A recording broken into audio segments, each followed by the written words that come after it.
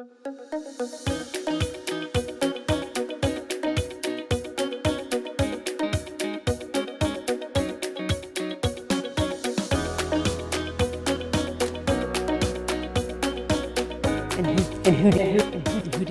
do you think that we should meet next?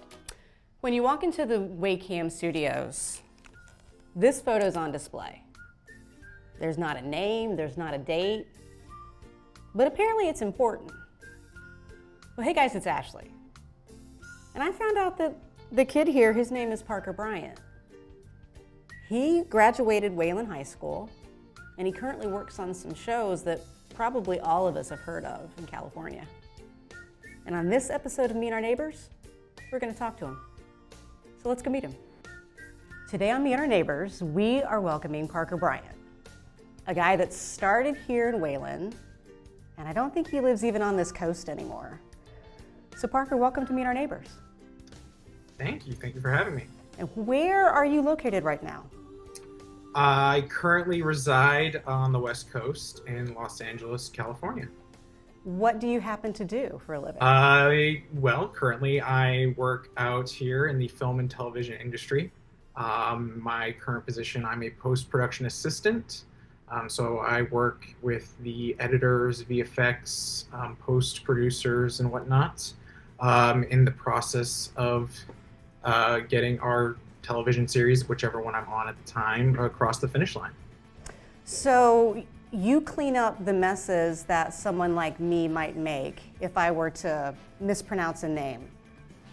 That's partially what we do. Yeah, that's one of the many responsibilities we have. I like to think of us also as the team that gets to create the final draft or write the final version of the product before we deliver it to everyone out there who wants to watch on one of the many platforms that you can watch film or TV today. Have you worked on any shows that we might have heard of? Potentially. I've worked on, since I've moved out here, American Horror Stories. I also worked on seasons 1 and 2 of a show called The Recruit, which was a show exclusively on Netflix. And currently I am working on Reacher, the 4th season, which is not out yet, but as of this recording, but it is hopefully coming to everyone's screens soon. I think I've heard of all 3 of those, so you're not doing too bad. Yeah. So how did you get from Wayland High School to working on these various shows? When I graduated Wayland High School, I had found a passion and a focus and interest in film and TV and frankly just storytelling. When I was there taking the classes offered by Waycam and the school's joint collaboration, whether it be TV production or script to screen in particular, that was a big one for my formative years in high school. And then after graduating, that time in those classes really propelled me towards wanting to go to school for film and TV production, where I went to the University of Texas at Austin for their radio, television, film program.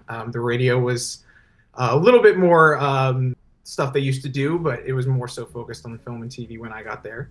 I just really grew my interest and passion and wanting to know more about each process of this, medium really of storytelling. And I got so many great experiences there and so many great hands-on opportunities that allowed me to connect or learn more and meet more people, that my last semester resulted in me doing a semester abroad here in Los Angeles, where I got to kind of see how the industry and how everything worked out here. That resulted in the ability to connect with people who worked at that program to help connect me to my first industry job out here, which was, like I mentioned, American Horror Stories.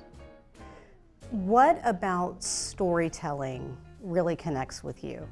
Storytelling, the idea of just entertaining or the emotions that can come out of stories. And this goes back to way early in my life experience and just my history. I have such a connection with, my whole family and my grandparents, who introduced me to so many movies that are in shows that are formative to me, that I, fondly remember the times first experiencing those stories and just kind of remembering how that all made me feel. And I later, when I got to a program when I was younger, that was my first introduction to Wacom through a program called Pegasus. And they had an offering where they allowed us kids to get hands-on with the equipment and record with cameras our fellow campers and tell the story of this camp and this program and experience. That was kind of, I guess, the first time I realized that stories don't just impact me in terms of what I'm consuming, but there's also me realizing, oh, I can tell stories, I can share stories. And as something as simple as just turning a camera on and capturing a moment is a story in itself. If you're watching a cooking show, a lot of times the chefs will mention an entree or a certain food that just brings memories from their childhood, and that's the way of them telling their own story. Same with music. It could be a genre or a phrasing of a particular word, how those words are wrapped around each other. If you say it in one particular way, it's not going to mean the same, or it's not going to elicit or bring about the same amount of emotion. And for you, if you are in the production, creative side of things, I would think that you have to have your hands in almost all of it, because if the music is off just a little bit, the words are going to be missing. If the camera's off a little bit, then how the actor is expressing that emotion might be missed. So you have to know a lot, I would think. Yeah, I mean, even if I currently work in the post-production, editorial, VFX kind of world, I still have to, recognize how music, like you mentioned, plays into story. Or even getting my hands on a script. I personally like to read every script, so I know from the earliest onset of, like, this was the skeleton of the story and the idea before even we start filming. So we get a sense of kind of what the story is going for, and then just to see how each new, I guess, layer to this cake gets added, it starts to become something more fully realized. And the hopefully emotional impact of whether it be making someone excited or sad or scared or angry, or in a good way, just what the goal to make someone feel, seeing how each layer gets added on, hopefully delivers a more realized experience. Is it a moment of relief or excitement for you on premiere night? For me, it's relief, but it's also kind of excitement. I'm in this to tell the story and share the story with people. So nothing makes me happier than to see, whether it be my parents or my friends, extended family, colleagues, people who have been so formative in my experience over the years in multitude of roles, teachers, mentors, etc. Getting to be able to share that thing that I spent, whether it be a couple months to a year on, it's something that now I can fully, share that experience of my journey on that time, of the time I spent on that project with the people who get to experience it with fresh eyes. And, hopefully realize that even the small role that I played in this big crew helped deliver an experience that they enjoyed. Do you have any dream projects that you would just give your left kidney to be able to work on? Yeah, I guess. But I also kind of consider every project a dream project in a way. In a way, I'm just happy that I get to go from one thing to the next thing. I'm sure there are some things that, would be really either cool or really fun to experience or get my hands on and be a part of. But In this industry, I take nothing for granted, and I'm just happy that I even get to do this to begin with, whether it's any project really, because this is a really, I feel like, unique and interesting field that's always changing, and it's always shifting. Um, so just to have any part of it at any time always feels like a dream to begin with. That's completely fair, and I have to say, very humble too. What moments from even starting off at Wayland High School, working with WayCam, stand out to you the most? I think I have one. Yeah, there was a time when I was taking a class at Wayland High School with in partnership with WayCam, script to screen, like I mentioned, where I can distinctly remember the multitudes of like phases that Mr. Mullane had introduced us to with how a movie gets made. And a couple touchstone moments that I always remember, I feel like, or will always remember, that go into the process of making a movie were the first time I had to pitch, in terms of having an idea, having a script, and having to share it with somebody and say, this is what I want to do. This is what I see this story being and why I believe it should be made. That is so important in terms of just having that foundation of a story and in your belief in it and your want to tell it, that I feel like carries into everything I've done since, in just terms of having the drive and the constant almost urgency that you want to be a part of telling this story, whatever that story is. Another would also just be the first time working with other people, and in this case, we collaborated really closely with the acting class. One of the acting classes that was, I believe, advanced acting. I can't remember the name of the exact class title.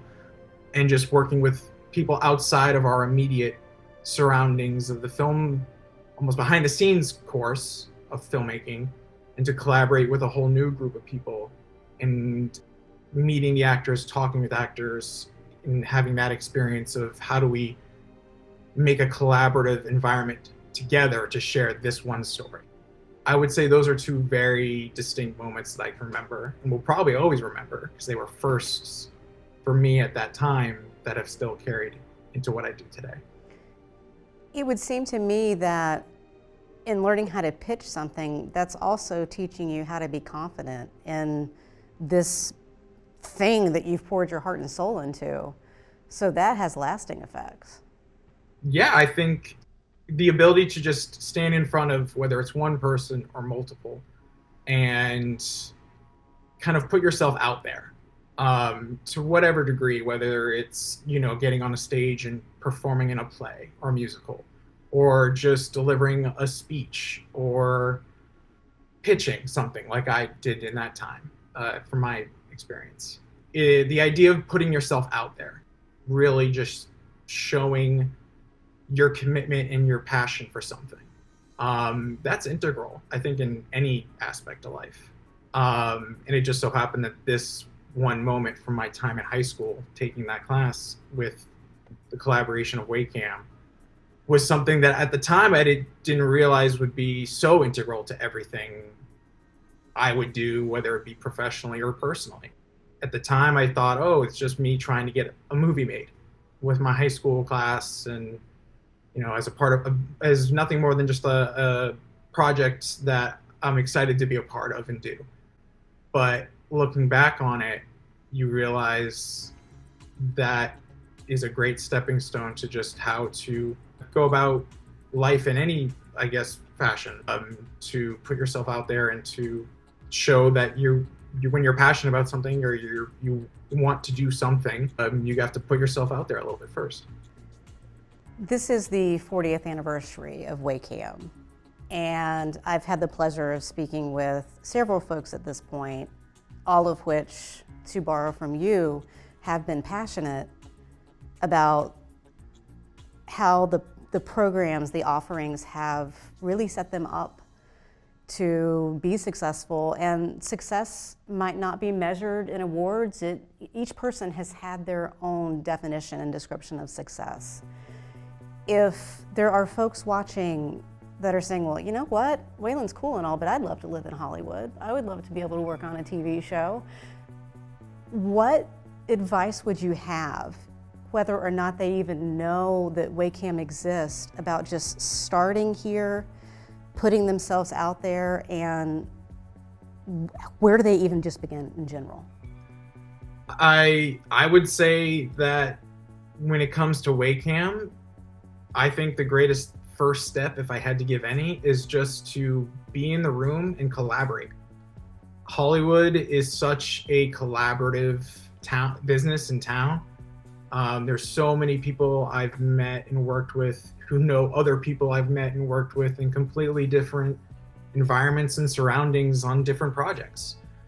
So just the idea to have that first step of being in an environment like WACAM where it is so collaborative, you're constantly in communication and in coordination with multiple different positions and people and community members or schoolmates if you're still in school.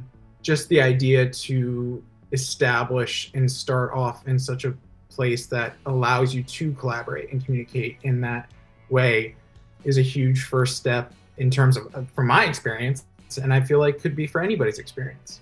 And then just kind of, a great place to also work on like stories and tell stories. I know WACAM is a part of the high school and it's a piece of the town of Wayland, which I grew up in and was, a huge part of my life. But it's a place that allowed me to really get my foundations of how to tell a story. And whether that be a movie story, a TV story, a sports story, a local news story, those are all stories and they all have a place to be told. Well, thank you very much for telling us your story. I thank you, I appreciate it. When I decided to start this TV show, the very basis was because after the pandemic, we weren't talking to one another anymore. Myself included, I would take my phone and just walk around and pay attention to it, probably still guilty of it. But I realized when folks move into a community, we don't know what businesses are around, who might live near us, what stories they might have to share. And Parker, he really brought that to our attention today, that his desire to be in the film industry, I'm sure it's to be successful, but he likes to tell stories. And he was mentioning the layers that it takes to bring about those emotions, whether it's a camera angle or maybe music. That's kind of what it is for all of us. We have layers and layers, and we all have the opportunity to listen. So who do you think that we should meet next? What story should we hear?